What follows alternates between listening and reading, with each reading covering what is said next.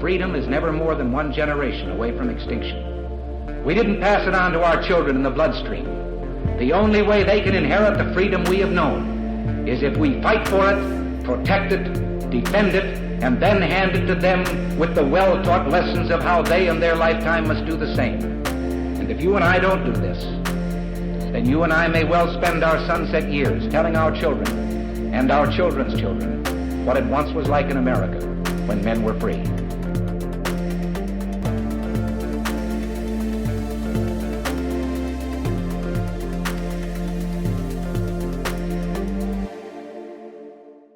Hey everybody, welcome to episode number 478 of Gun Freedom Radio, where we educate, we engage, and we inform. And we are brought to you by azfirearmsauctions.com, where you set the price on guns, ammo, and accessories. I am one of your hosts, Cheryl Todd. And I'm the other guy, Dan Todd. Our theme today, and I need to underline this, elections matter. And our guest today is Daniel Butierez. Daniel is a candidate for U.S. Congress in AZCD7 in the 2025 special elections. Dan is a lifetime Arizonan with deep roots stretching back over a century. He is a small business owner dedicated to creating opportunity and offering second chances. His business focuses on employing individuals recovering from addiction to transitioning out of incarceration. In just one summer, Dan provided jobs for 63 people, many of them coming directly from halfway houses and working to overcome fentanyl addiction, a crisis driven by the changes at the southern border. Welcome to the show. Daniel Butierez is how you say his last name, you gringo. Yeah. Well, welcome to the show, Daniel. Thank you for having me. So this is an exciting moment for CD7 in Arizona. We live in Arizona. We live within that district of CD7. For many, many years, the incumbent who did sadly and unfortunately pass away while he was still serving, Raul Grijalva, he has passed. And instead of the Democratic Party just appointing somebody, which is what I thought was going to happen, they've decided to have a special election which allows we, the people, to have a voice. And I'm always excited to talk to people who have stepped forward out of their everyday lives and stepped into the snake pit that can be politics. And put yourself in a position to serve and lead. And so thank you for stepping forward. Tell us a little bit about that journey for you. Well, I overcame a lot of hardships, which made me the guy that can fix the situations that are impacting our communities today. I'm not a politician, like you said. I'm a business owner. I own a couple of small painting companies together. I have quite a large operation. That allows me to help others and to give back to our community, which is what I do. My main goal is helping those that are lost and finding their way, because that helps individuals, parents that are dealing with children that are lost, children that are dealing with parents that are lost. This fentanyl crisis has impacted so many of us in the community. And I just realized I was the guy that could address it on all sides of the issue. And I'm trying to make sure people realize that this election isn't about these crazy ideals that people want to run on. It's about the people. It's about our community. It's about us finally getting a representative that will represent everybody and not just the far left or far right. Absolutely. That is so well spoken. And for our listening audience that doesn't have the benefit of video, I wish you did, because behind Daniel is the Bill of Rights, the Declaration of Independence, American flag, your whole suit of armor under God. I mean, these are the values and principles that too few of our elected officials are even connected with, even though every official takes an oath to protect our Constitution and our Bill of Rights. And the fact that you have adorned your wall with them, it at least gives me the idea that you've heard of them. Um, Let me tell you how important the Constitution became to me. I was one of Arizona's wrongfully convicted. Hmm. When I was in DOC, and it was over a joint, just so everyone knows, it started with a joint. I was Mm-hmm. actually a catechism teacher prior to this. Mm-hmm. um, I wound up being put in a maximum security prison, and I asked DOC, "What am I doing here?" And they said, "Well, we classify you based on what you were charged with, not what you were convicted of." And I said, "Well, I was found not guilty of what I was charged with." They said that was not possible, or you wouldn't be here. So I gave DOC all my transcripts from my trial and everything. And when they got done going through them, they said, "You don't have a conviction." And I said, "Well, the court seemed to disagree with you that." I said, "I'm telling you, you have no conviction. Don't you know what due process of law is?" And I shook my head no. Too many of us don't. Okay, so because of that, I realized how important our Constitution was, and I began studying law and realized, that due process begins from the moment that you're stopped and cited. Hmm. Then the whole process begins. They had absolutely done none of that when Mm-hmm. I was sitting in prison. I hadn't been charged with the crime that they put me in prison with. I hadn't been tried for the crime. It was barred by double jeopardy. Of course, I didn't know what double jeopardy was then, because the minute Mm-hmm. they found me guilty of the only crime they brought me to trial for, they were required to let me go, and they did. So, Wow. and Arizona spent covering it up. And after 30 years, the state finally admitted that I was correct. 30 years 30 years, I thought. of your one and only life because Well, of a joint, he didn't because of a spend marijuana cigarette.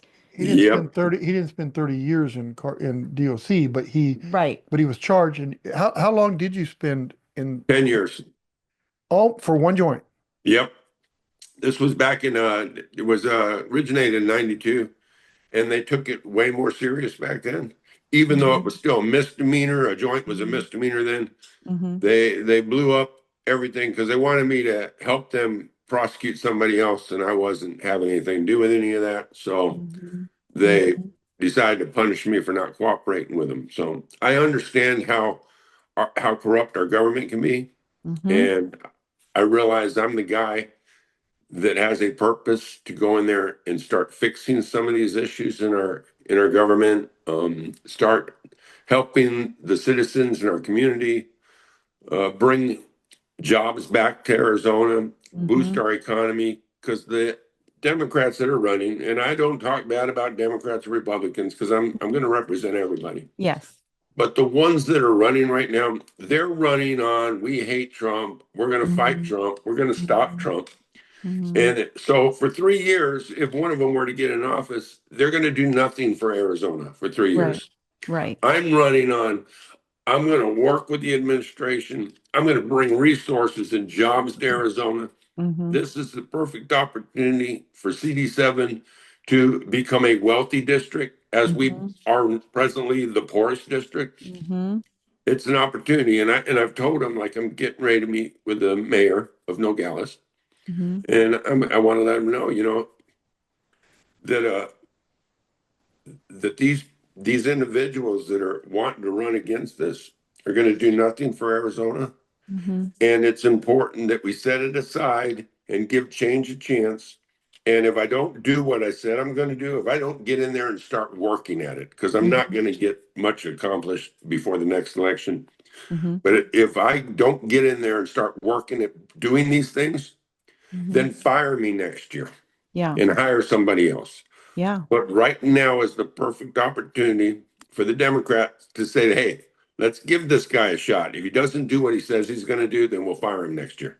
It's that Yeah. simple. That's And amazing. one of the things that has been so frustrating, especially I'm a Second Amendment advocate. That's what I spend a lot of my time doing here in Arizona, across the nation. It should not matter what party anybody is a part of, what big letter they wear on their chest. If we were really living out what our Constitution laid out for us, it wouldn't matter, right? But we have made it everything, right? And we've made it so divisive that, people, the thought of, voting for somebody with the other letter on their chest, right, is just beyond the pale. But to find somebody that says, I just want to work for you, the people. I want to live out our constitutional principles. I I would love to see that speak louder to the voters than simply the letter on your chest, right? Exactly, exactly. And people need to understand how important our constitutional rights are.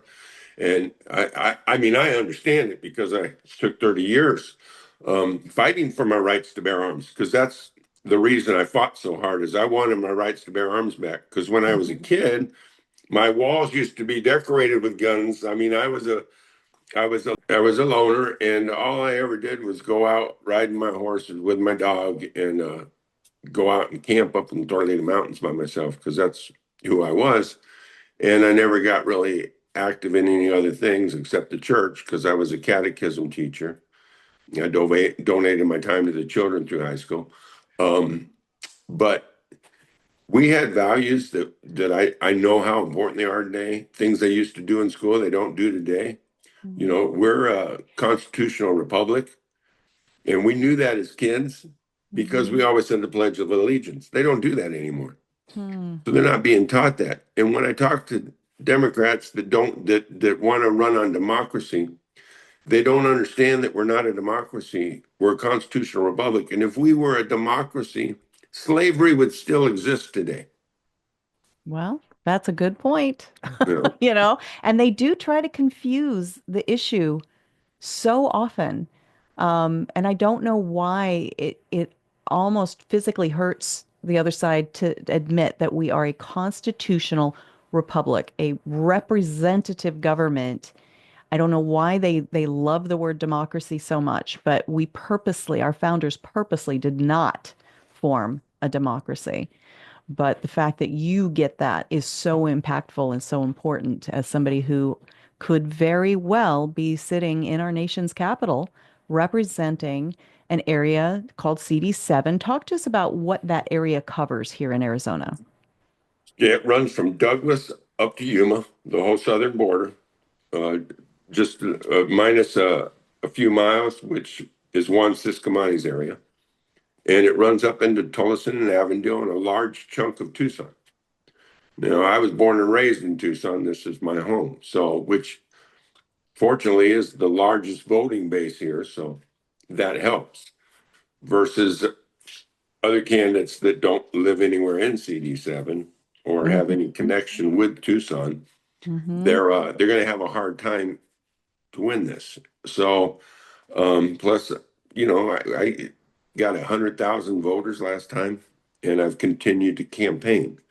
So it's a very large district. It's very hard to reach out to everybody, but I've been doing it for more than 2 years now. So Yeah, fantastic. Well, Daniel, I'm so sorry you went through what you went through. You spent 10 years in jail, and then 20 more years to regain your freedom, and but in a way that if you wouldn't have get caught with that joint, then you probably would be just a regular citizen doing nothing to make our world a better place to live. And so sometimes these things are terrible happen to us. They created a monster, what they did. You're going to go in there and you're going to kick some butt, and you're going to, I see that Constitution behind you, a Bill of Rights, and I say, if we get all the politicians to follow the Constitution, 100% follow the Constitution, it doesn't matter who you are or what you are, then what a better place our world would be. And so I Amen. appreciate you doing that. So just, that's the thing to push. I mean, there's so many people in our area, in Avondale, here where our business is, that doesn't even care or know about the Constitution, but yet they're being oppressed or whatever because they don't know the Constitution. And so just be strong with that. And I think you're going to do well. thank you. So we're sitting in the studio on Tuesday, May 6, 2025. When is this special election? The special election is September 23rd, 2025. So we've got a lot of work to do in a little bit of time, it sounds like. And the special election process has just barely started. And apparently there's a bunch of nonsense already going on, some election integrity issues brewing. What can you tell us about that? Well, I'd gone to New York because I had promised my niece that I would come and see her and for her first communion. And I'm now her godfather, and my wife Oh, is her godmother. Well, congratulations. well, while I was gone, Paula and a whole bunch of other individuals that are set up to do this, went through the ballots because we knew they were out racing around on Palm Sunday trying to get their signatures. And so we decided we better check them because they barely had enough. And when we checked them, they didn't have enough at all. Mm. For They you, people saying we wanted you on the ballot? no, I had enough. Oh, okay. I had over 1,100 signatures, all from CD7 and Republicans. Okay. The other candidates didn't have enough from CD7, and they were like one of the individuals. All his signatures were out of CD6, What? which yeah, they were out of CD6 because that's where he lives and that's where his business is. And obviously he just had people that came to his restaurant to eat sign his petition because they were all CD6. And then many that he had gotten signed when he was trying to get them in Pima County when he was racing were all Democrats. So the total number that he had correct when we needed 564 signatures from Republicans in CD7, he had Hmm. 168 good ones. That's it. Oh, wow. Ooh. And So so not only my carpet bagging, right, yeah, out of his own district, but also, not even coming up with enough people of his own party to support him. That's unfortunate, I yeah. guess, is one way of putting it. So in the big concern here is why I mean I'm all about integrity and I this these individuals they weren't sure how to run clearly when they started to get into the race. Um, One individual had written that he lives over on Miracle Mile, Okay. which he doesn't, and he didn't need to live in the district to run for the district, but he must have thought he had to. So he put that on his paperwork. But that shows me that from the beginning, he decided to deceive and lie to the residents of CD7. Yeah. And Oh I my was born goodness. and raised in CD7. I don't feel that's acceptable from someone that's running to represent us. Mm-hmm. So that there were a lot of issues with it. And my big concern, and I let and I'll be speaking with Maricopa today on it, but my big concern was that if the Republican Party were to get behind this gentleman, Mm-hmm. or either one of them, because they're both the same, but if Mm-hmm. they were to get behind them, then the Democrats would destroy us over it because Mm-hmm. we just got done running on election integrity. Right. We just got done pulling 250,000 voters off the voter rolls, Yes. all in the name of election integrity. Yes. All Adelita Grijalva would have to do is go in and say, "Look at this page of paper. Mr. Butierez was right. This man has no integrity," and the whole Republican Party got behind him. So what would yet they ran on election integrity? They're just trying to steal the election. I mean, that's how bad it would hurt. And I believe it would Mm-hmm. actually hurt other candidates that are going to be running next year. It wouldn't just Yes. impact this race, but other races. So Yes. that's not why it's so important, this election integrity issue that my wife brought up. And she only missed the deadline by one day, or neither one of them would be in this. So, Oh no. So they are still going to be on the ballot, oh, yeah. even with all of that? Oh, yeah. That's Oh why I my said if the gosh. Republican Party were to get behind either one of these candidates, it would be detrimental to the Republican Party Yeah. because they would Okay. destroy us with it. Are you do you have support of our party, or do they stay out of it until I say our party? I'm supposed to be nonpartisan, but the Republican Party are. Or do they stay out of it until after like a primary or something? Or how does this special election work? Is there a primary and There's a then another primary, one? which, yeah, there is a primary. It's June 18th or Okay. July 18th through, it's July, uh, it's June 18th through July 15th. Okay. 18 through July 15. I'm sorry, my wife is messing me up, giving me wrong dates. We do that. We stand off on the sidelines and, talk into your conversations. We're No, good at that. So say hello to her for me. Hello, Paula from Cheryl. And that I appreciate. I know that when people run for office, it is a family effort. Like it is not just you, it is your entire support system. So I appreciate your wife for being your support system.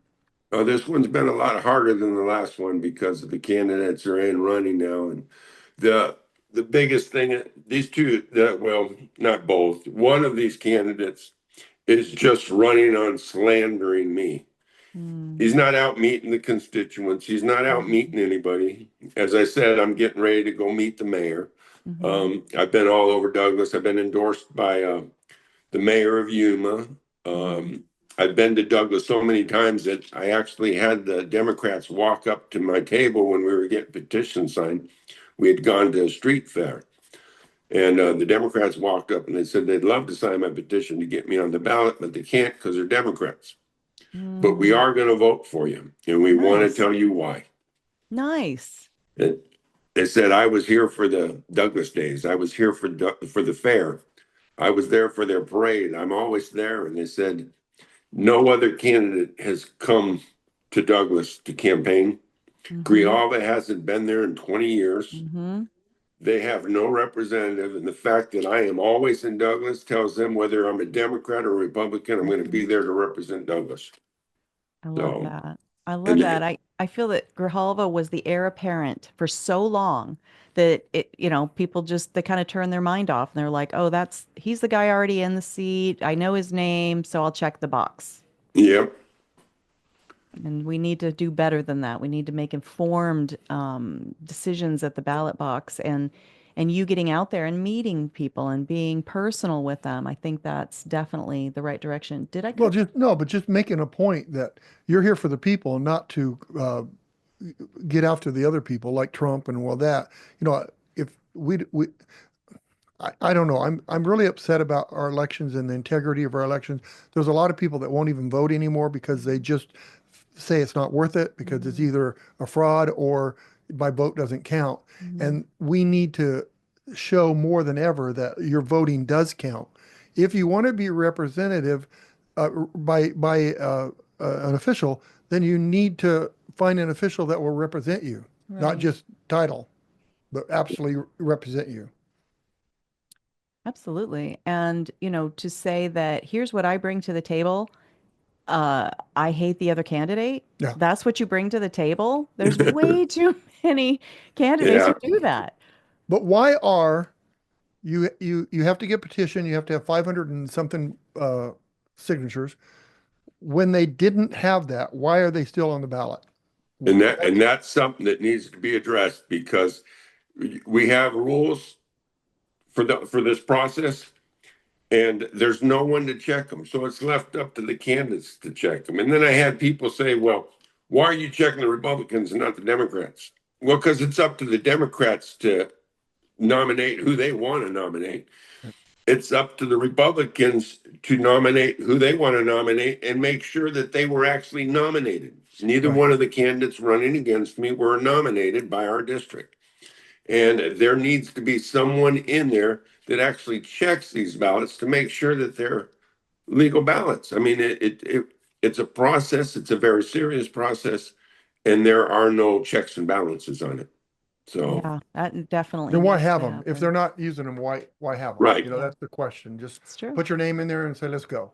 It's true. And that's the frustrating thing about this. So, So getting to the actual work of the job. So should you win, you will be at the federal level. right? This is not the state house. This is, you know, all the way in D.C., uh, being a U.S. Congressperson. How do you impact things in Arizona, such as in that particular district, there is a huge homeless issue. We see it around us here in Avondale, Arizona. Um, how do you impact all the way from our nation's capital to something that personal to our state, Yeah, in our state? that's a good question. And I've actually been working on this, speaking with a lot of people about it. The homeless is my heart, to do something about our homeless. It's the dearest thing to me. Um, you're right. I'm in a federal office, so it's not really something I can deal with. It's a state issue. It's a local issue. However, the way I am going to deal with it is I'm going to have a roundtable. Mm-hmm. I want the media there, and I want to get Conover. I want to get Nanos. I want to get the representatives in the community who have been failing our community, Mm-hmm. like Adelita Grijalva. She was in a Mm-hmm. position to address this. Mm-hmm. Instead, she gave 400,000 towards our homeless and 20 million to the homeless they were bringing across the border. Okay. Oh. There was no American first involved in this. They don't care about Americans. Adelita runs on not caring about Americans. And people need to realize that. And our homeless problem Mm-hmm. needs to be addressed by someone who has a plan to fix it. And I'm that guy. Mm-hmm. But I'll have a roundtable. And I've spent years writing out my plan because I have been homeless. I spent 2.5 years homeless. I overcame all that, and now I own 2 companies. Mm-hmm. I want to help others achieve the same goals. So to have a roundtable with the media there, so it's an open dialogue, so that the residents of of Tucson, because that's where I want to start a pilot program there, Mm-hmm. can see that these representatives are the reason that this homeless crisis has gotten to where there's 900 homeless camps in Tucson. Oh my God. 900. Tucson's not It, even that big. Holy cow. it's very bad here in Tucson, and I want, and it is these elected local officials that have caused this problem, and they're not addressing this problem. I'm willing to step in, talk, well, first off, Trump's going to want to help me because I need to get something done Mm-hmm. so that I don't get fired next year. So Trump's going to want to help me to make sure I get elected again next year. Mm-hmm. But I want to bring the funding in, and I want to start the program. They got a Miranda prison, which they're trying to sell right now, instead of using it as a program that I want.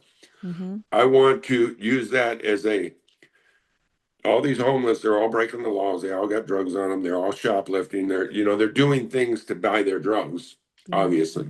Mm-hmm. And they need to be picked up by nanos, Mm-hmm. put in the jail. The judges need to say, hey, your bond set at $1,000. You'll probably be sitting here for 6 months, or you can go to this program. You can volunteer for this program. You got a choice, jail or the program. Mm-hmm. Put them in the program, which is a 30-day detox. Then we put them to work, because Miranda used to have the inmates used to go work at the farms and local things around there. Mm-hmm. Well, and they were very upset when they closed down the prison, because the farmers were using them, and it was very beneficial for the community. Once the homeless go through their detox, they can be offered a job so that they can go to work in these areas and earn some money. Yes. The problem with just getting someone through detox and then putting them out on the street is you put them out on the street without any self-esteem. We need to give them an opportunity to earn their self-esteem by getting a paycheck, by earning a paycheck. Yes. This will make their recovery more apt to be successful. Yes. And then a third of their paychecks goes towards room and board, so that, I'm a business owner. I hate it when the government says, let's throw money at something to see if it sticks. I don't want to spend our tax money on this. I want these people to earn their self-esteem and pay their own way. Yes. And once they've saved up enough money to go get their lives on track, then they've completed the program. The big thing with this program and every other program that is implemented is no one's held accountable. Yes. We need accountability. So if you get this opportunity to go to this treatment facility where you can go to work and earn a paycheck and get your life back, Yes. if you just one morning say, you know what, I don't feel like going to work, and you tell the guard that you're not going to work, put handcuffs on them, take them to jail. No, no, no, I changed my mind. Too late to change your mind. You take them back to jail and you bring someone else to take his place, and you do it immediately. It's called accountability. Yeah. And if you don't do that immediately, then everybody else will think they can get away with it. If you deal with it immediately, everyone else knows they won't get away with it. No one's going to want to leave this program to go back to jail. So you're going to have someone to be an example. Well, it sounds like you're trying to reconnect people with the American dream. And the American dream is if you will apply yourself, if you will work hard, there is success available to you. You have an opportunity for success. And so I think that's beautiful and brilliant.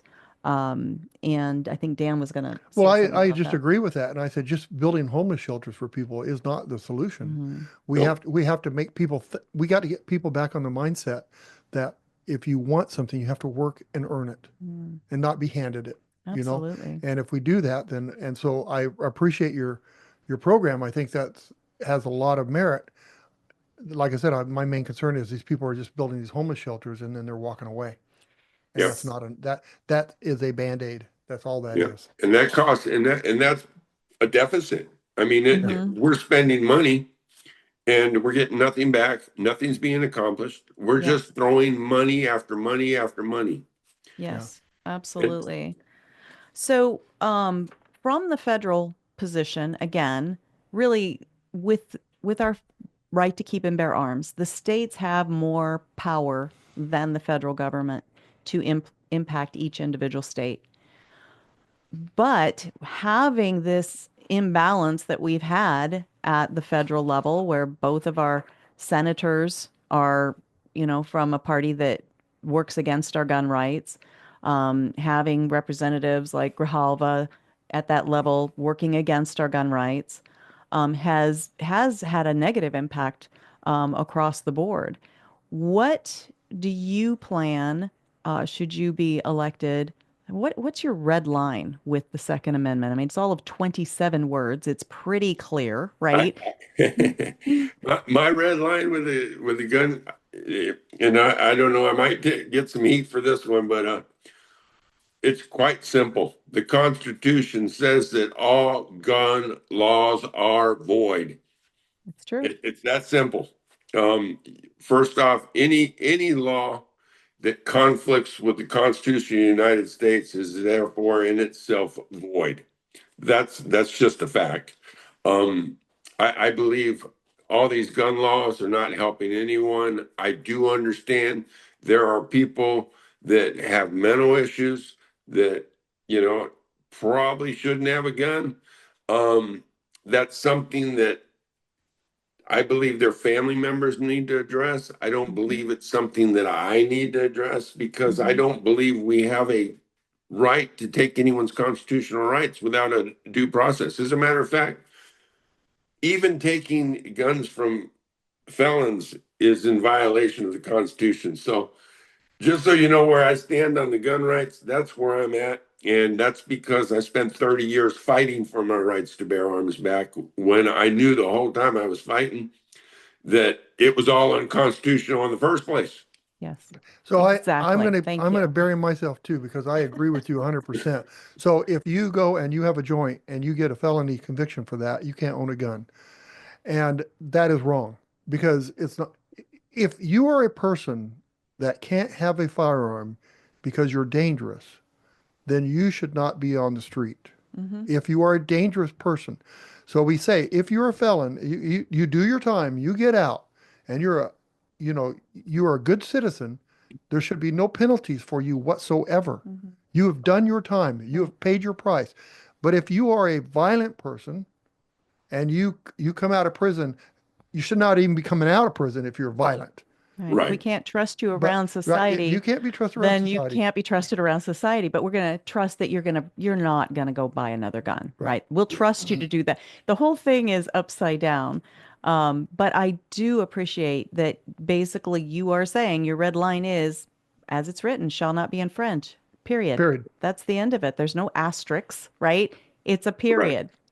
Because we're seeing all over the country that people that are violent people that either don't have access to a gun or don't care, they don't need it, they'll do it another way. They're doing it different ways. They're driving in their cars and they're killing people. They're using knives. They're a violent person. It's like this red flag law. What good does it do for you to come and take my guns away if I'm a violent person? You take them all away. I got knives, I got chainsaws, I got hammers. I'm a violent person. I'm going to do violent things. That's what I do. Right? Yeah. So the red flag law doesn't, it's not even a Band-Aid. Okay. Absolutely. So that's the way I feel about everything. If you are a violent person, you don't be in society. Yeah. Any comments on that before I go to my next question? No, I agree 100%. If you're a dangerous person, you're a dangerous person, whether you have a gun or not. Right. Exactly. All right. So we are just about out of time, but I did want to ask you about Trump's first 100 days. What are your thoughts about it? How do you feel that you're going to be able to like come alongside what he's put into place and help live that out? Or are there areas that you disagree? Where are you on that whole issue? I, I'm behind him on everything he's done so far. I understand we got some heat, we got all kinds of protesters out, and those protesters have been lied to, manipulated. They Mhm. don't understand what's going on. Trump's not the first president to ever say, "Hey, we need to do tariffs." He's Right. just the first one to have the guts to step up and do it. Mm. That's And I know where it's going to be a little tough, hmm but heck, the last 4 years was pretty tough. You know, yes. I can Everybody, handle another month or two of tough and Yeah. and then have success. So Right. it's true. It's funny how everybody forgets about the life, swallowing inflation that we've been living under. But now, well, here we have tariffs that I keep thinking it's kind of like going to the gym. It is going to hurt for a while, right? But yeah, then you're going to be so glad you went. absolutely. Last question is, what makes you uniquely qualified to hold this position in our nation's capital, representing the state of Arizona? Well, for starters, this is my home. I grew up here. I was born here. My dad was born here. My grandpa was born here. My great grandpa was born here. I mean, we've been here for since before the United States was here. So I deeply love my state.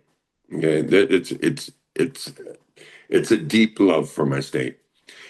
I love the people in my state. You know, we have amazing people. Nogales is just full of great people. The Democrat, Republican, it doesn't matter. I was there for Cinco de Mayo, and we had a whole bunch of. I think there were three Democrats there, an independent, a couple, and one Republican, and we were all just hanging out over a booth, just talking and visiting. And you know, these are the kind of people that I could call friends and get along with. And that's what makes me good for this, is because I grew up here, and I know that party shouldn't matter. Mhm. It's what the people need, and it's what I want to do to help the people, to give them what they need. So, Absolutely. Well, I am excited to see someone like yourself step into this fray. I just call it a fray because I don't want to run for office for a lot of the reasons that a lot of people don't want to run for office. It's you get a lot of heat, a lot of flack. It can disrupt your business because, people do show up, want to try to protest something that you're trying to do good. And I just really applaud your efforts. And I know that every campaign runs on two things: people power, right? Volunteers, yep, and financial power. donations. Tell folks what your needs are and how they can help fill your needs. Well, this year we're going to need a lot of door knockers. We need to get people out to vote. This is going to be a low voter turnout. It's a special election. They're always low turnout. The plus is it's going to be a low turnout for the Democrats too, which gives us an opportunity to actually win this seat. If we can get all the Republicans out, and I had 20,000 Democrats vote for me last time, I've got more Democrats support me this time. If we can get all these people to turn out, flip the seat very easily. And so that's a big one. I need people to get out and door knock. The other thing we need is we do need money. This is going to be a fight. The Democrats are building up steam. We only have about 130,000. One of the Democrats already has 500,000. I don't know what the other one has. So we are going to need funds for this. And you can go to my webpage, which is butierezforcongress.com. You can donate there. You can read about me there. You can see what I want to do for our community there. And you can follow me on Facebook, Twitter, Instagram, TikTok. I'm on all of them, Butierez for Congress. So fantastic. And the website, when you say Butierez for Congress, is it a number 4 or you spell out FOR? FOR. FOR. Fantastic. Thank you so much for what you are doing. As having businesses in Avondale, it impacts us. So we are going to be excited to watch your race, watch your run, and we'll be cheering you on. All right. You all have a great day. Thank you so much. Daniel Butierez for Congress. Bye-bye now. Thank you, Daniel. It's good to see people that follow the Constitution running for election. What would be better to see is people who win the election are following the Constitution. Yep. And this is where it starts. And the work that I do with the various organizations I'm a part of, including Women for Gun Rights, I always encourage the ladies and the people that I interact with, this is the time to meet these candidates. They are out there. They are eager for conversations with you. And that's where you can start forming those relationships. Get to know them as people. Let them get to know you as a person. Yes. And those relationships will reverberate through the way that laws are even written, and the ones that get passed and the ones that don't get passed. So we have so much more power than what we realize we do as we the people. And to see someone like Daniel, he could easily have said, "Oh, I've got this conviction thing. I've got, I'll be slaughtered because of, a reputational thing."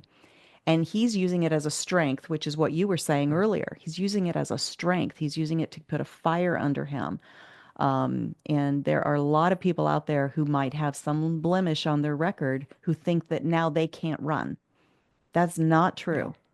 So I hope this inspires somebody out there, lots of somebodies out there, that we need, ordinary human beings to step forward and not always pass the buck on to, somebody else that does have buckets of money and a perfect record. Who has a perfect record? Nobody, except for, Jesus Christ. He's the only one that was ever perfect. The Beatles had a couple good records. Good one. All right, we have got to close on out of here. Big announcement. We have just formed a brand new alliance with a company. You've heard of it. I know you have. You have a cell phone. I know you have.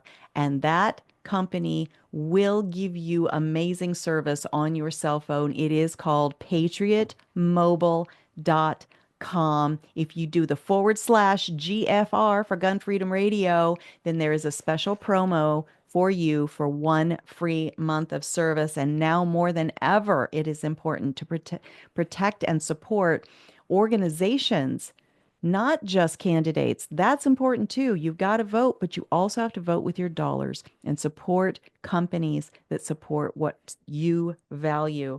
And Patriot Mobile is one of those. They use all the same towers as the other guys, right? That you're currently getting your service through.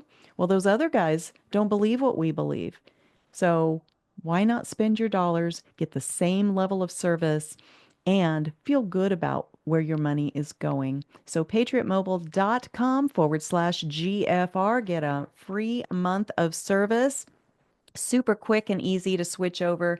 You will not lose a single thing in the process, except that you will lose supporting people who really don't support you.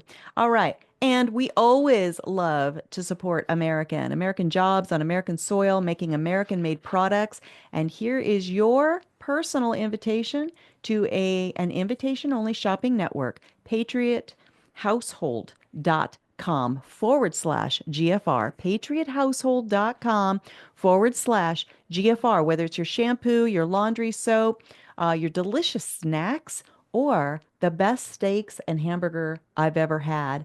You place your order online, shows up at your door, could not be more convenient, and you will be supporting the work that we do. Every dollar you spend with them, we get a small portion of that to fuel the work we do. Second Amendment Foundation, that's out there fighting these lawsuits in every single state, they get a small portion. patriothousehold.com/GFR. Do it now, do it today. And our good friends over at lockedingrip.com, they have created a liquid shooting sports chalk for better, safer, faster grip, shooting, superior shooting because of a better grip. How could you not want that, especially as the weather's heating up? Lockedingrip.com. And finally, if you are ever involved in any kind of a self-defense encounter, none of us want that, but if you do, you will need an attorney on retainer. Our family uses attorneysonretainer.com. Go to our website on the homepage, scroll down, click right through. It is gunfreedomradio.com. Scroll down to attorneys on retainer, and we would get a small portion of that to help support our work, and you will have an attorney that knows you, that will work with you and protect you if you ever have an incident that you need them. And finally, thank you so much to Daniel Butierez. Thank you to all of our amazing listeners and viewers. If you want to go back and watch this video over again or share it with your friends, right? Go to YouTube or Gunstreamer, Spotify, any of those platforms. And when you do, please click why did I say that? Click the notifications and the subscription button so that you get the latest and greatest from us, and also tell those platforms that you value this information. And finally, if you want to listen to the audio only version, go to our website, gunfreedomradio.com, click the on demand tab, and binge listen to your heart's content. Darling. All right. And if you want links and bios to all of the guests we've ever had on, including Daniel Butierez, go to the guest tab. It's an ever-growing database of subject matter experts. And when you spend time there, we don't hate that. But wait, it's time to pray for our nation. It is. And pray for our leaders, like Daniel Butierez. Would you even pray for the ones that you don't like? Especially for the ones you don't like. How could you do that?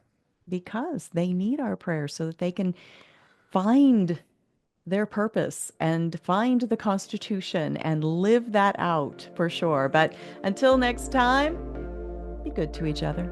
Have a great week, and God bless. Bye-bye.